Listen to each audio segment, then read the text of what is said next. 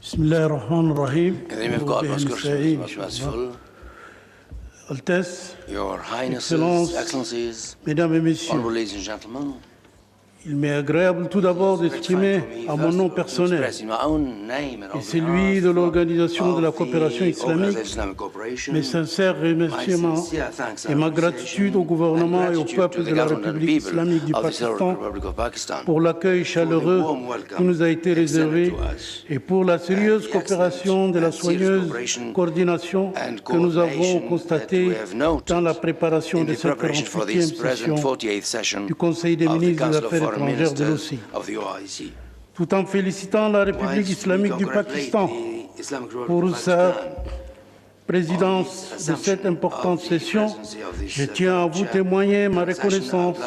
pour son engagement résolu en faveur de l'Organisation de la coopération islamique et pour ses rapports précieux dans le renforcement de l'action islamique commune, ce qui ne manquera pas de garantir le succès de la présente session. C'est pour nous un réel motif de satisfaction de voir cette 48e session coïncider avec la célébration du 75e anniversaire de l'indépendance de la République islamique du Pakistan, tout en lui adressant nos meilleurs vœux. Nous partageons cette célébration et la félicitons pour les réalisations de son peuple et pour les défis remportés à la faveur d'une forte volonté et d'une détermination sans faille. Nous lui souhaitons progrès et prospérité continue. Je voudrais également saluer la République du Niger pour les efforts ô combien louables déployés tout au long de son mandat à la présidence de la 47e session du Conseil des ministres des Affaires étrangères de l'OCI, dans une conjoncture difficile, marquée par la pandémie de la Covid-19, un mandat couronné d'un franc succès et qui a donné un nouvel élan à l'action islamique commune. Je ne saurais omettre en cette circonstance de rendre un vibrant hommage au Royaume d'Arabie Saoudite, pays du siège et président de la 14e conférence islamique au sommet, pour son soutien permanent aux activités de l'organisation et au travail du secrétariat général sous la généreuse sollicitude du serviteur de 200 mosquées, le roi Salman bin Abdelaziz Al Saoud,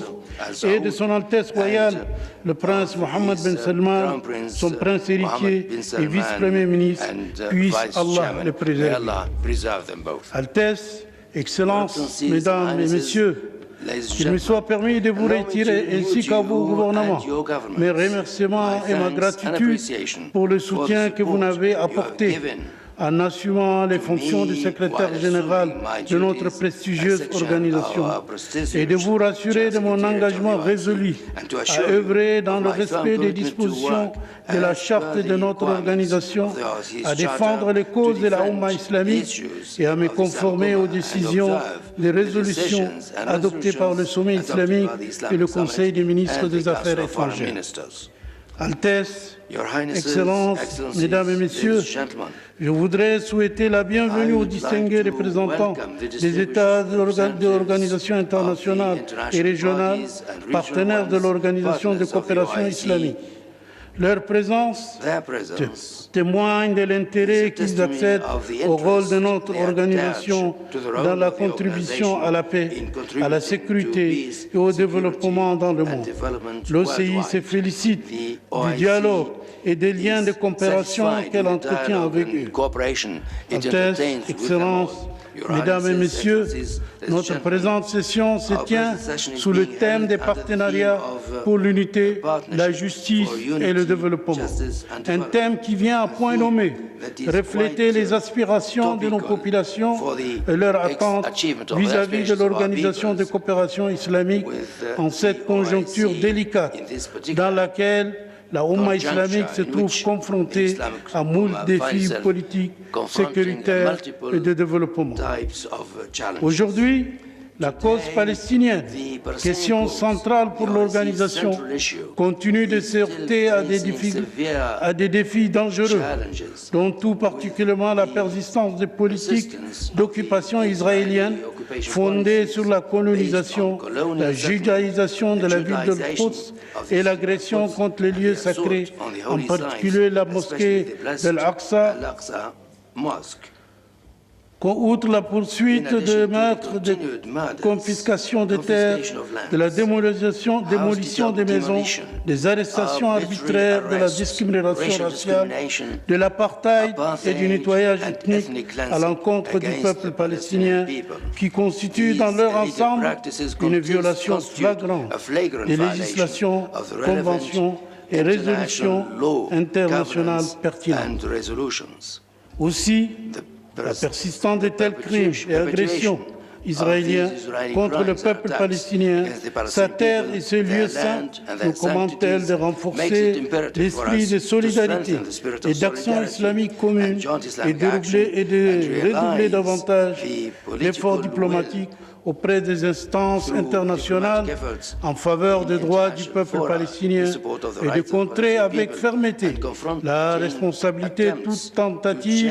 visant à changer le statut historique et juridique de la ville d'Al-Quds en application des résolutions pertinentes adoptées par le sommet islamique et des conseils ministériels successifs. La question du Jammu et Cachemire est une autre question juste qui attend une solution depuis longtemps et qui nous préoccupe profondément au vu des développements qu'elle connaît, particulièrement à la suite des actions illégales et unilatérales entreprises par l'Inde le 5 août 2019, visant à modifier le statut du Jammu et Cachemire occupé par l'Inde. Au mois de novembre dernier, une délégation de haut niveau du secrétariat général de l'OCI, conduite par le secrétaire général adjoint aux affaires politiques, représentant spécial pour Jammu et Cachemire, avec la participation du secrétaire général adjoint aux affaires humanitaires, culturelles et sociales, a effectué une visite officielle au Pakistan et à Azad, Jammu et Cachemire, dans le cadre de la mise en œuvre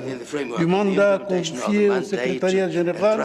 en vertu de la résolution 1047-Paul sur les différends de Jammu et Cachemire adoptée par le Conseil des ministres des Affaires étrangères. Le rapport de cette mission est soumis à votre attention. L'OCI est ainsi appelé à redoubler d'efforts en vue de soutenir le droit des peuples du Jammu et Cachemire, y compris son droit à l'autodétermination, conformément aux résolutions du Conseil de sécurité des Nations Unies. Les développements de cette question seront examinés par le groupe de contact sur Jammu et Cachemire qui se réunira ici à Islamabad en marge de nos précédentes assises. En ce qui concerne l'Afghanistan, j'ai suivi tous les aspects liés et la mise en œuvre des résolutions issues de la 17e session ministérielle extraordinaire tenue à Islamabad le 19 décembre 2021. À cet égard, j'ai assuré avec mon envoyé spécial pour l'Afghanistan la coordination nécessaire avec la Banque islamique de développement qui a gracieusement préparé le cadre juridique et la structure du fonds fiduciaire décidé par le Conseil ministériel. Le fonds sera officiellement lancé en marge de cette réunion. D'autre part, j'ai dépêché mon envoyé spécial en Afghanistan. Il a eu des entretiens élargis avec un certain nombre de ministres du gouvernement en place à Kaboul concernant les efforts de l'organisation dans les domaines humanitaires, politiques et économiques. Je soumets à votre attention un rapport spécial sur les progrès réalisés dans la mise en œuvre de la résolution sur la situation humanitaire en Afghanistan et sur les aspects liés à cette première visite. Je continuerai donc à dialoguer avec les autorités en place en Afghanistan, avec les partenaires internationaux, dans le but de réaliser la paix, la sécurité et le développement dans ces pays membres de l'organisation. Pour ce qui est de l'agression de la République de l'Arménie contre la République d'Azerbaïdjan, et bien que d'autres tripartis conclu entre l'Azerbaïdjan, l'Arménie et la Fédération de Russie le 10 novembre 2020 ait mis fin aux hostilités.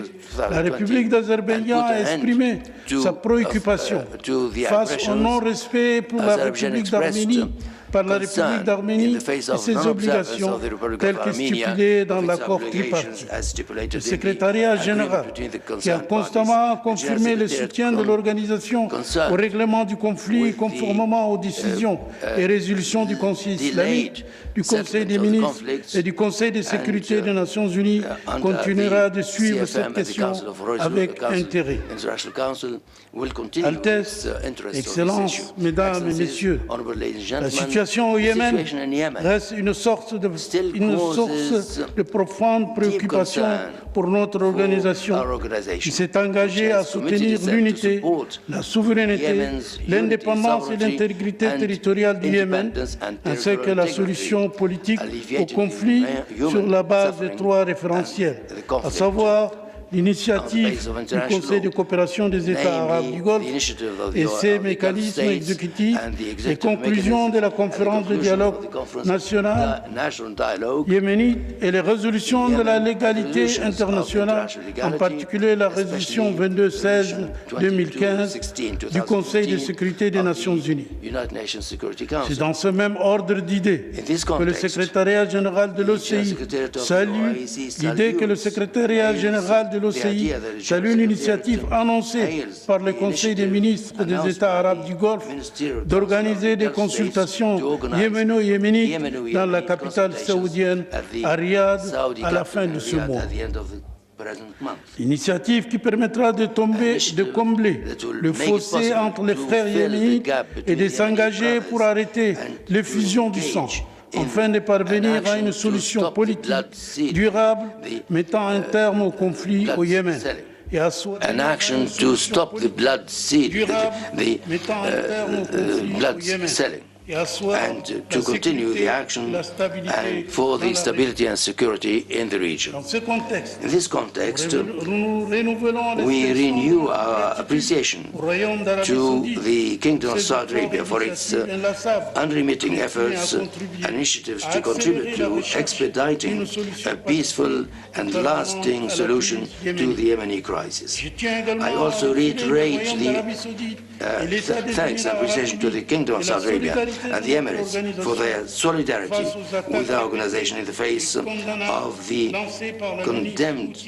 attacks by the Houthi militants against civilians and civilian targets. Over the past period,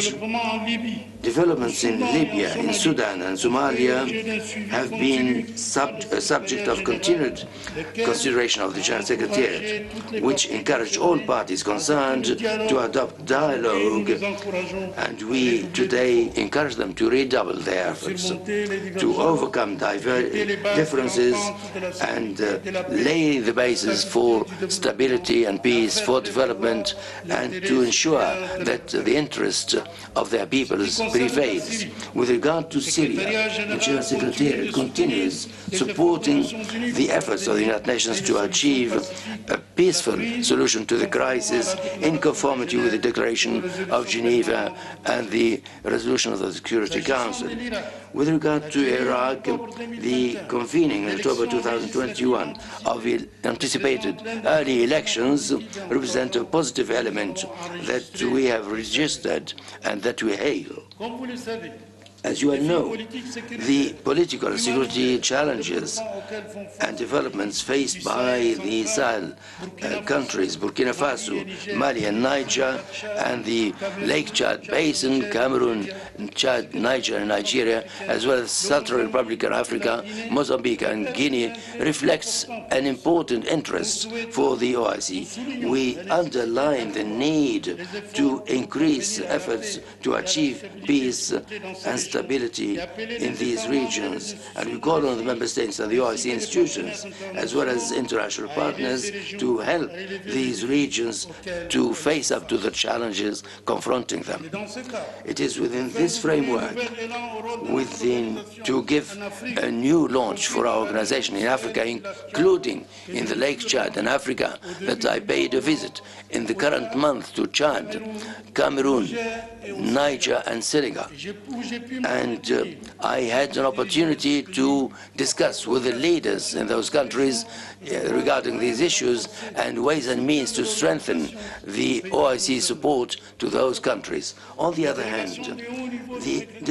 delegations, high-level delegations from the OIC General Secretariat, led by the Assistant Secretary for Political Affairs, Dr. Dubey, paid a visit to Abuja to hold discussions with the leaders of the Commission of the OCDAO on ways and means to strengthen cooperation and coordination of efforts so as to contribute to peace, security, and development in the region. Strengthening the positive role of our organization in Africa requires as well the designation of special envoy. To this effect, I recommend to your August Council to designate Dr. Nasiru Baku Arifari, former Minister of Foreign Affairs of Benin, as special envoy of the OIC General Secretariat for Africa, and I hope that he will benefit of your support.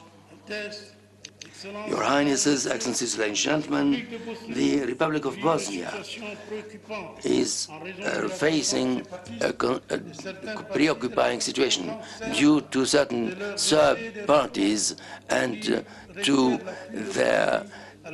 involvement and offensive, and this requires support for Bosnia-Herzegovina to help it preserve its territorial unity, its stability and sovereignty and prosperity. Our organization expresses as well its full support to the efforts in favor of a global and just resolution to the Cypriot issue, and its support with the Turkish Cypriot Muslims in conformity with the permanent resolutions of the OIC. Highnesses, Excellencies, ladies and gentlemen,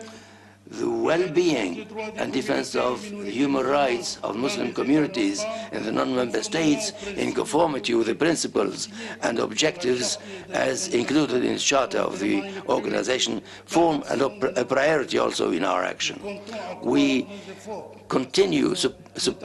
increasing our efforts to this end through visits and dialogue with the leaders of the concerned parties. In this context, we express our profound concern with regard to the situation of Rohingya, and we call on the international community to act in an efficient manner, an urgent manner, to ensure proper conditions for the voluntary return of the people, the refugees, the Rohingyas, to their original homeland. We register our support for judicial action with the International Court of Justice for the recovering of listenings in support of the Rohingyas to put an end to all the forms of violence against them. I should like on this occasion to pay a special tribute to Gambia, to the Republic of Gambia, for their frontland role in support of the affairs and the meeting of the committee today against the violation of human rights against the Rohingyas would allow us to find a solution and to face up to the offensive in this regard. Honorable participants, according to the official reports of the Observatory of Islamophobia in the OIC, the reputation of the Muslim community in a number of countries is subject to defamation at a time when action is increasing against Muslims due to the rise of extreme right. All Islamic states are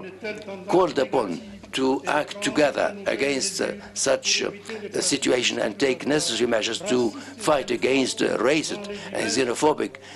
actions at all levels and to establish pillars of security and peace. In this regard, we dare rely on the member states to act together with the General Secretariat against Islamophobia. On the other hand, we need to collaborate with all the members of the international community to combat this phenomenon. It is with satisfaction that we have welcomed the adoption in 15th March by the General Assembly of the United Nations of a resolution designating the 15th of March of each year as International Day of the fight against Islamophobia. We express the hope that it will contribute to favor a dialogue at the international level of a culture of tolerance and peace. Our fight against terrorism is also an absolute priority for our organization. In order to face up to this phenomenon, we have established a multidimensional strategy on the basis of international law and the Convention of the OIC on Anti-Terrorism Act, including the question, one of the issues to which we attach special attention. I would like to draw attention to strengthening cooperation between the member states in culture and civilization. This is a subject of consultations that the General Secretariat is undertaking with the member states and international and regional bodies that partners in this field. And this is the object of active action in this regard. Well, I would like to avail of the opportunity to congratulate the UAE for having hosted the exhibition 2022, which has been the subject of consistent cooperation between the member states. Your Highnesses, Excellencies, ladies and gentlemen, in the field of social development and protection of values and regarding the institution of marriage and family, the General Secretariat is getting ready to convene other meetings of experts to achieve the discussion of the project of the Convention of the OIC on the rights of children in Islam, a project that was elaborated with the Permanent Commission and Independent Commission of Human Rights, IPHCR. With regard to the freedom of women and empowering women, I would like to hail the Republic of the Arab Republic of Egypt, the host country of the Organization for the Rights of Women, for having allocated a special building to headquarter to host the organization. At the level of the capacity building of youth, I would like to pay special tribute to the Kingdom of Saudi Arabia for having decided to welcome and host the 5th session of the Islamic Conference of Ministers of Youth and Sports that was regrettably delayed due to the COVID-19. This General Secretariat continues its coordination with the Saudi authorities with regard to set a special date for the said conference. In terms of the media, the organization have sped up its investments in new media to enlighten the member states and the public international public opinion regarding the vital issues for the Islamic Ummah and for the Muslim communities in non-member states, as well as to educate the world about its projects and efforts in support of the least developed countries to face up to the propagation of the coronavirus pandemic. In the humanitarian field, the OIC General Secretariat have been developed further over the past few years in collaboration with the international bodies. In this regard, I would like to thank all the member states and institutions of the OIC that have contributed to supporting humanitarian action of our organization, particularly the Islamic Solidarity Fund and the humanitarian partners, for most of which I would like to quote the King Salman Center for Humanitarian Action. The General Secretariat has put in enormous efforts to help the member states, the least developed countries, to face up to the pandemic of the coronavirus, to adopted multiple initiatives in this regard, including the opening of a special fund for the reception of accounts of contributions in support of the World World Health Organization. In this regard, the Kingdom of Saudi Arabia has made a 20 million real donation in support of this fund for the acquisition of vaccines in coordination with the Salman Center for Humanitarian Action. I wish to avail of the occasion to launch an appeal to the member states to contribute further to this account to finance the purchase of vaccines for the benefit of the least developed countries in the OIC. Your Highnesses, Excellencies, ladies and gentlemen, 2 years have passed by, and we have not yet been able to get out of the COVID pandemic. Due to this pandemic, measures taken during this period, our countries have faced economic difficulties and a drop of exportations of tourist activities. Based on this fact, the post-corona action occupies a special place in our action. In this regard, our organization has paid particular action for the implementation of these programs and economic projects in agriculture,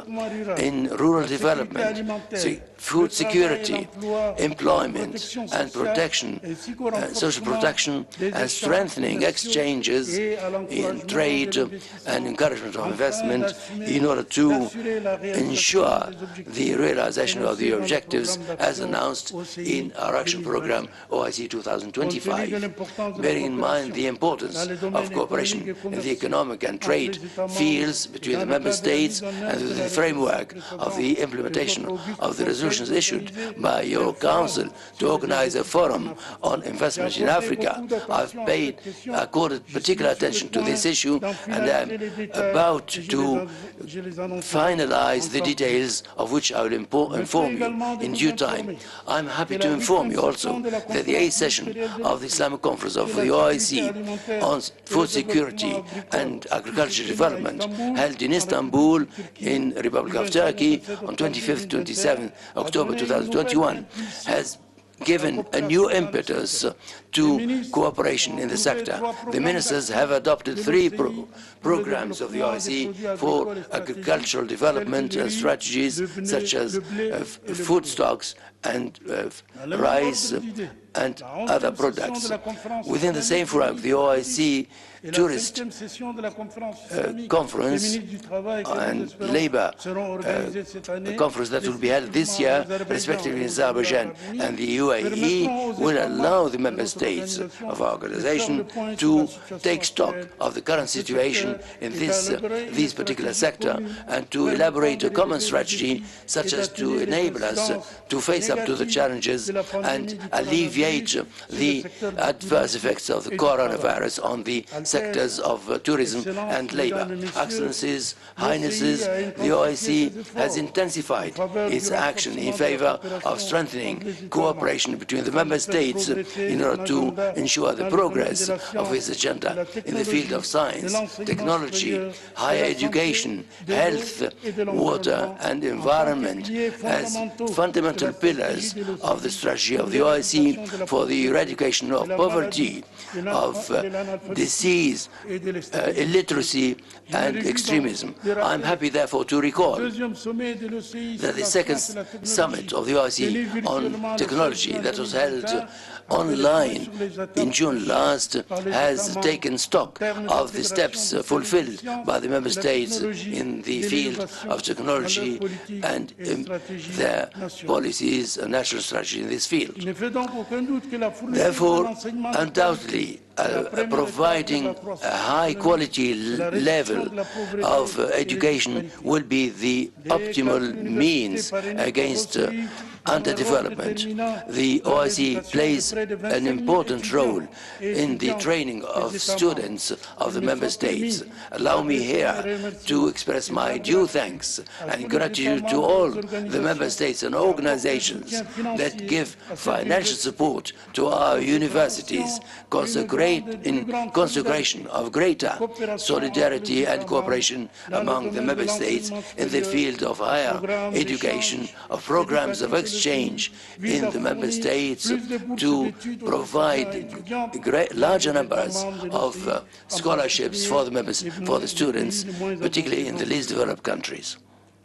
In the field of health, the General Secretariat, in collaboration with the competent, relevant organizations of the OIC, has adopted a traditionally well-approved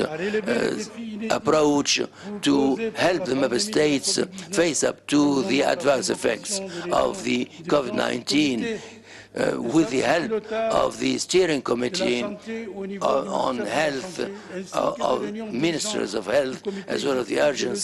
urgent measures taken by the ministers of foreign affairs. Secondly, an urgent financial support from the member states through the ISF and the group of the development, the IDB, and through action against fallacious media propaganda. Within the framework of legal convention and statutes adopted by the Islamic meetings and the Council of Foreign Ministers, represents the framework such as to allow the organization to fulfill its action in conformity with the agreements signed by the member states. In this regard, I'd like to renew our call to the member states that have not yet signed or ratified the agreements concluded within the framework of the organization to do so, so that these mechanisms may be established and become operative. At the forefront of this document, I would like to note the charter of the organization, the statute of the organization for women's development, and the Islamic organization for food security that are already operative, but there still are other important institutions that have not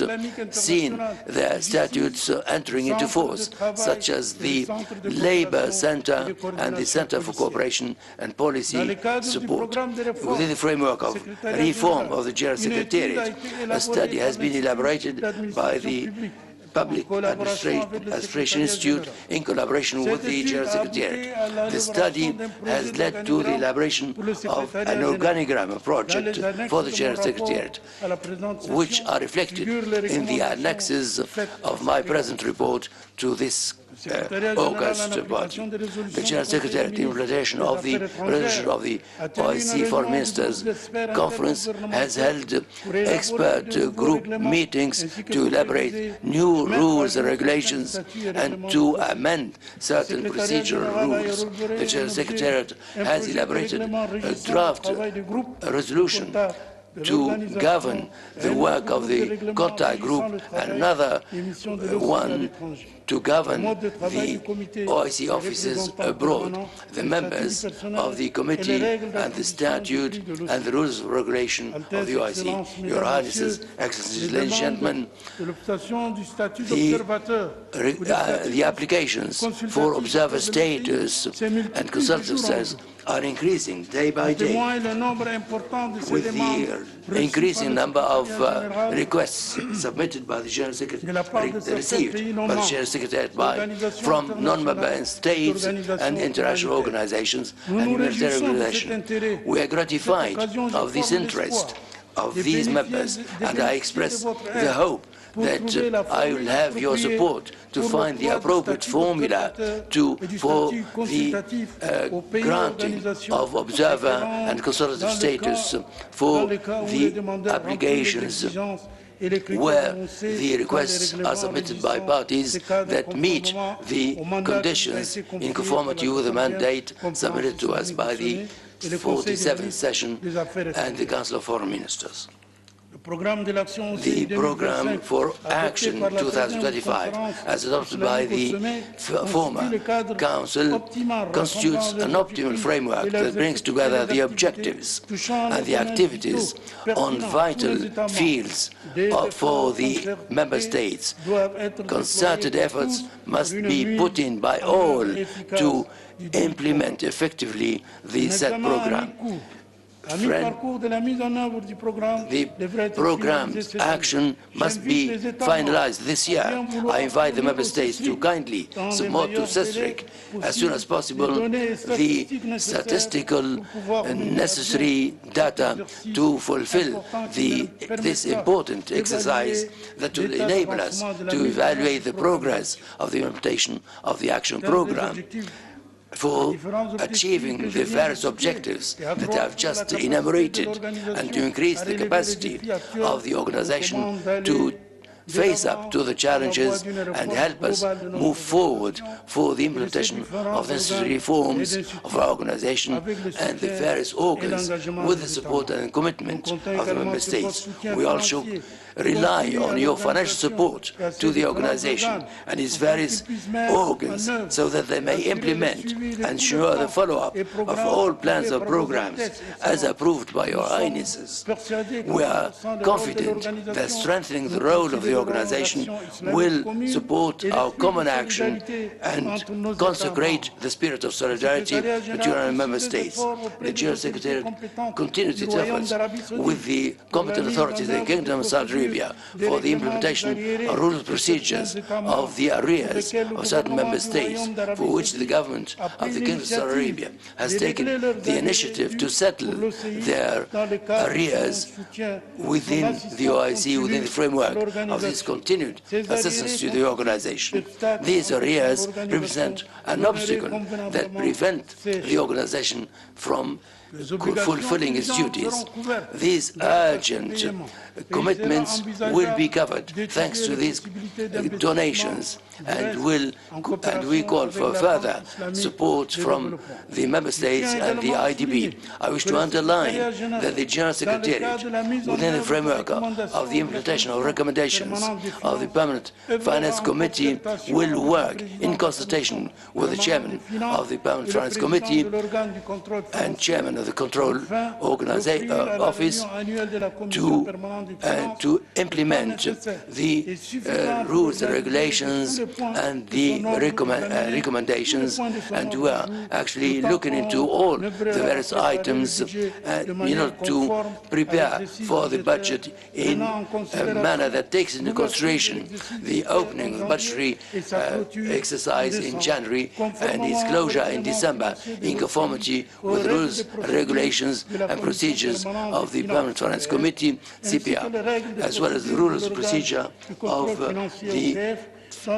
finance control organ. In this context, the General Secretary will spare no efforts to implement the recommendations of the finance control organ issued by the 42nd session to strengthen transparency of the financial action. I should like to underline a proper and equitable geographic representation in the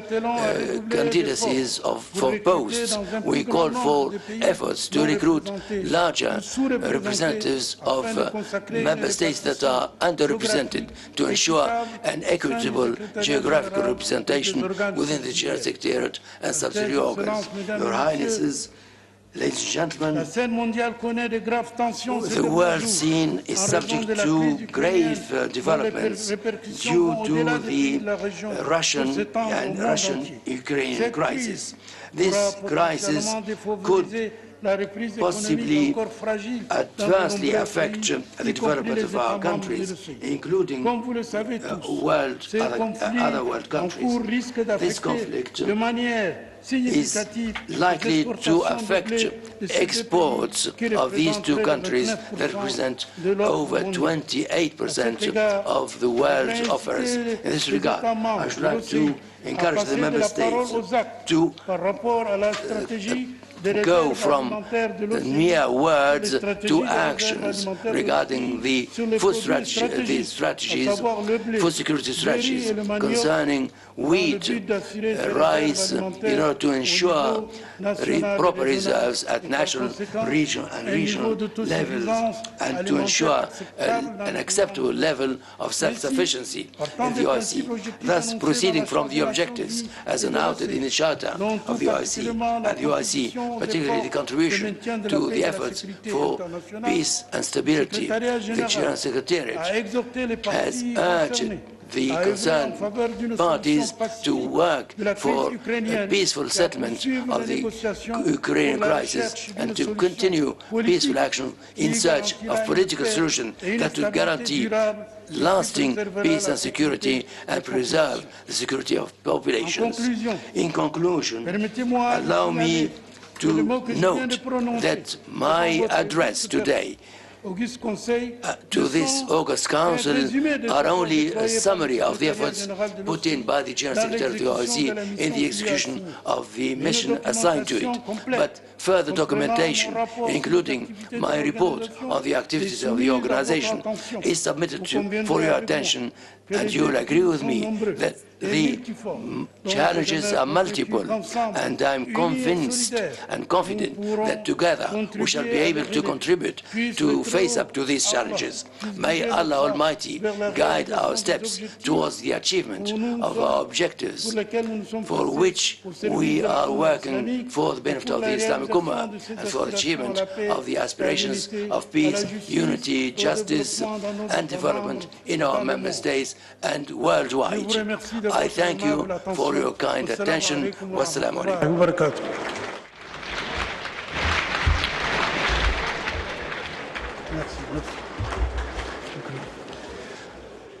Thank you, Mr. Secretary General, for your valuable remarks. Excellencies, ladies and gentlemen, we will now hear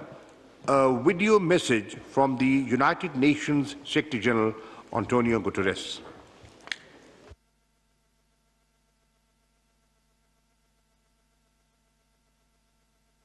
Excellencies, as you